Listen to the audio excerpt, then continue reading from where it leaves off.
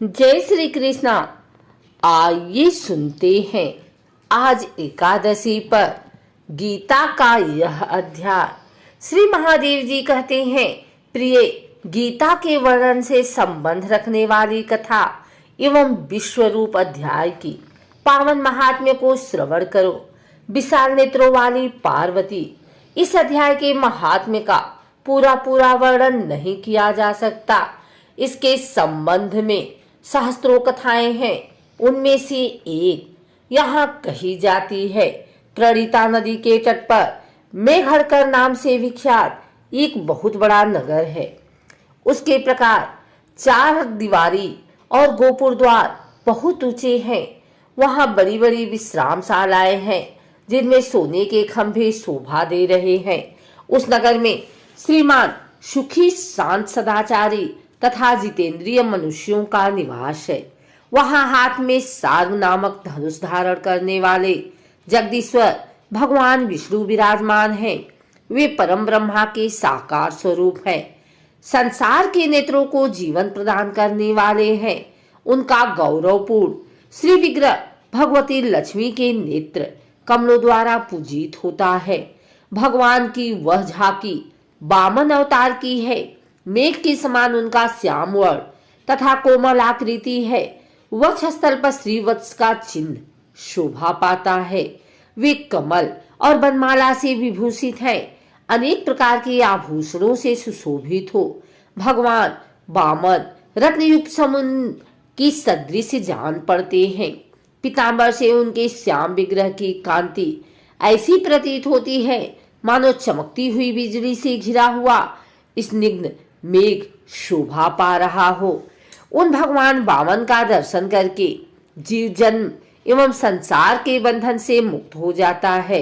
उस नगर में मेखला नामक महान तीर्थ है जिसमें स्नान करके मनुष्य शाश्वत वैकुंठ धाम को प्राप्त होता है।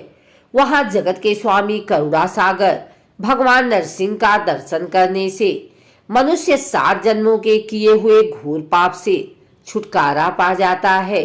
जो मनुष्य मेखला में गणेश जी का दर्शन करता है वह सदा दुष्कर विघ्नों के भी पार हो जाता है। उसी मेघड़कर नगर में कोई श्रेष्ठ ब्राह्मण थे जो ब्रह्मचर्य परायण, ममता और अहंकार से रहित, वेद शास्त्रों में प्रवीण, जितेंद्रिय तथा भगवान वासुदेव के शरणागत थे। उनका नाम सुनंद था। प्रिय, वे सारंग धनुष धारण करने वाले भगवान के पास गीता के 11वें अध्याय विश्वरूप दर्शन योग का पाठ किया करते थे। उस अध्याय के प्रभाव से उन्हें ब्रह्म ज्ञान की प्राप्ति हो गई थी। परमानंद संदोह से पूर्ण उत्तम ज्ञानमय समाधि के द्वारा इंद्रियों के अंतर्मुख हो जाने के कारण वे निश्चल स्थिति को प्राप्त हो गए थे और सदा जीवन मुक्त योगी की स्थिति में रहते थे। एक समय जब बृहस्पति सिंह राशि में स्थित थे, महायोगी सुनंद ने गोदावरी तीर्थ की यात्रा आरंभ की। विक्रम बिरज तीर्थ, तारा तीर्थ, कपिला संगम, अष्ट तीर्थ, कपिला द्वार, नरसिंहवन, अंबिकापुरी तथा कर स्थान पर आदि क्षेत्रों में स्नान और दर्शन करते हुए विवाह मंडप नामक नगर में आए। वहां उन्होंने प्रत्येक घर में जाकर अपने ठहरने के लिए स्थान मांगा, परंतु कहीं भी उन्हें स्थान नहीं मिला। अंत में गांव के मुखिया ने उन्हें एक बहुत बड़ी धर्मशाला दिखा दी। ब्राह्मण ने साथियों सहित उसके भीतर जाकर रात में निवास किया। सवेरा होने पर उन्होंने अपने को तो धर्मशाला के बाहर पाया, किंतु उनके और साथी नहीं दिखाई दिए। वे उन्हें खोजने के लिए चले। इतने में ही ग्रामपाल मुखिया से उनकी भेंट हो गई। ग्रामपाल ने कहा, मुनि श्रेष्ठ, तुम सब प्रकार से दीर्घायु जान पड़ते हो। सौभाग्यशाली तथा पुण्यवान पुरुषों में तुम सबसे पवित्र हो। तुम्हारे भीतर कोई लोकोत्तर प्रभाव विद्यमान है। तुम्हारे साथी कहाँ गए और कैसे इस भवन से बाहर हुए, इसका पता लगाओ। मैं तुम्हारे सामने इतना ही कहता हूँ कि तुम्हारे जैसा तपस्वी मुझे दूसरा कोई नहीं दिखाई देता। विप्रवर, तुम्हें किस महामंत्र का ज्ञान है? किस विद्या का आश्रय लेते हो तथा किस देवता की दया से तुम्हें अलौकिक शक्ति आ गई है। भगवान कृपा करके इस गांव में रहो, मैं तुम्हारी सब सेवा शुश्रूषा करूंगा। यो कहकर ग्रामपाल ने मुनीश्वर सुनंद को अपने गांव में ठहरा लिया। वह दिन रात बड़ी भक्ति से उनकी सेवा टहल करने लगा। जब 7-8 दिन बीत गए, तब एक दिन प्रातः काल आकर वह बहुत दुखी हो महात्मा के सामने रोने लगा और बोला, हाय, आज रात में राक्षस ने मुझ भाग्यहीन के बेटे को चबा लिया है। मेरा पुत्र बड़ा ही गुणवान और भक्तिमान था। ग्रामपाल के इस प्रकार कहने पर योगी सुनंद ने पूछा, कहाँ है वह राक्षस और किस प्रकार उसने तुम्हारे पुत्र का भक्षण किया है? ग्रामपाल बोला, ब्राह्मण, इस नगर में एक बड़ा भयंकर नरभक्षी राक्षस रहता है। वह प्रतिदिन आकर इस नगर के मनुष्यों को खा लिया करता था। तब एक दिन समस्त नगरवासियों ने मिलकर उसे प्रार्थना की, राक्षस, तुम हम सब लोगों की रक्षा करो, हम तुम्हारे लिए भोजन की व्यवस्था किए देते हैं। यहाँ बाहर के जो पथिक रात में आकर नींद लेने लगे उनको खा जाना। इस प्रकार नागरिक मनुष्यों ने गांव के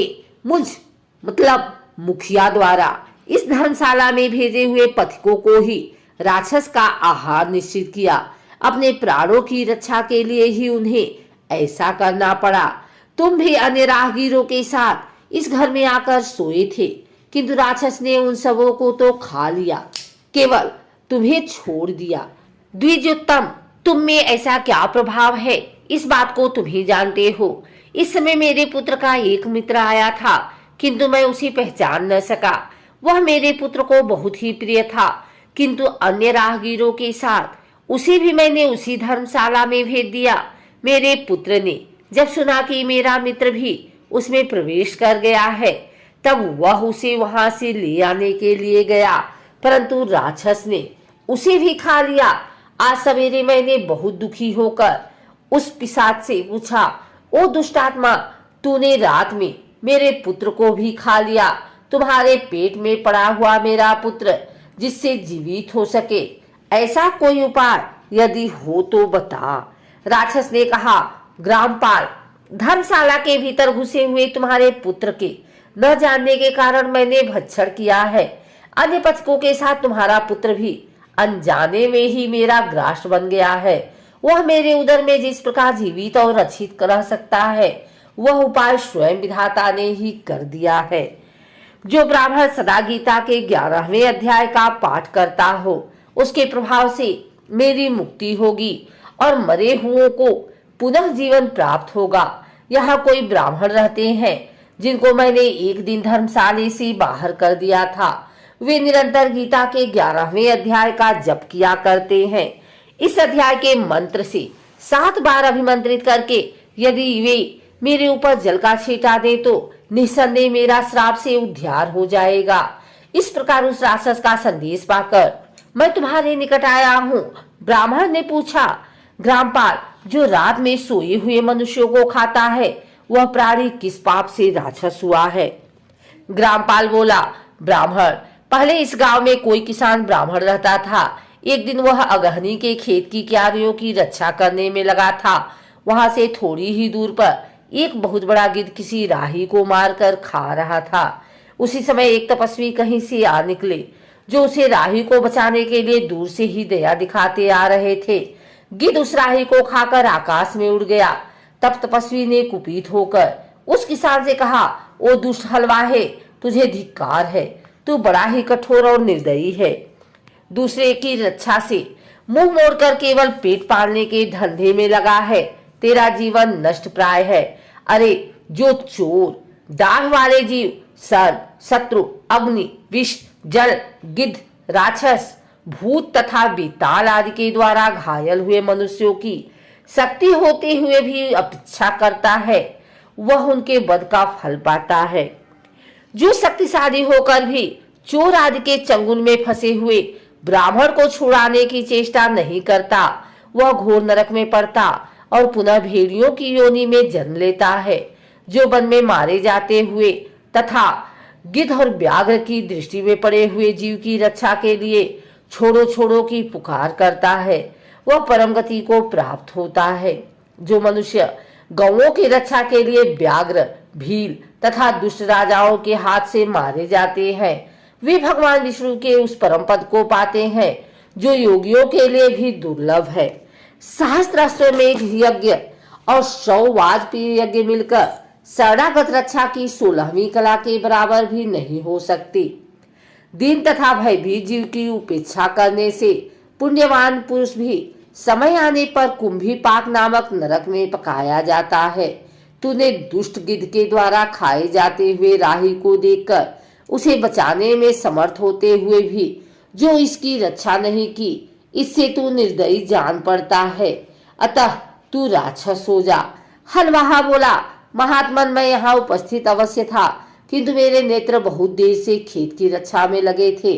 अतः पास होने पर भी गिद्ध के द्वारा मारे जाते हुए इस मनुष्य को मैं नहीं जान सका। अतः मुझ दिन पर आपका अनुग्रह होना चाहिए।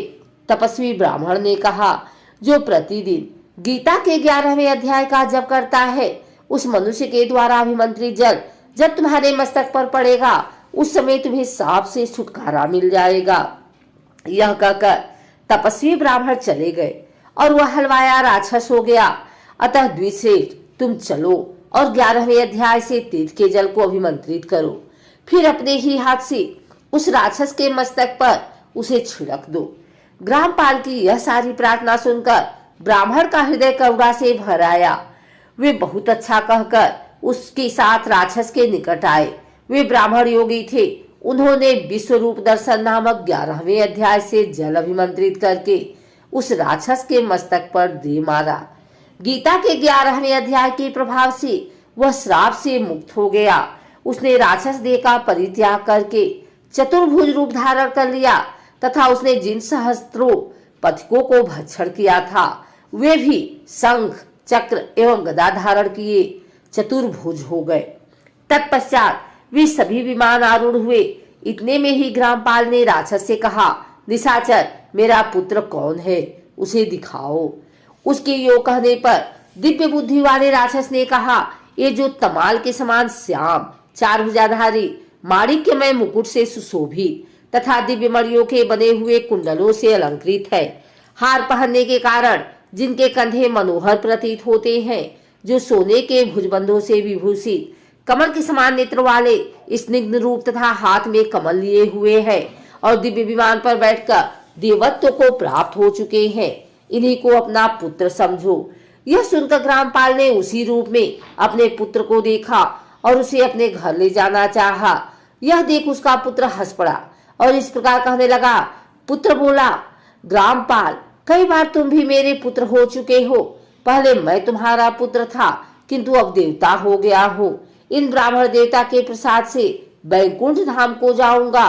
देखो, यह निशाचर भी चतुर्भुज को प्राप्त हो गया है।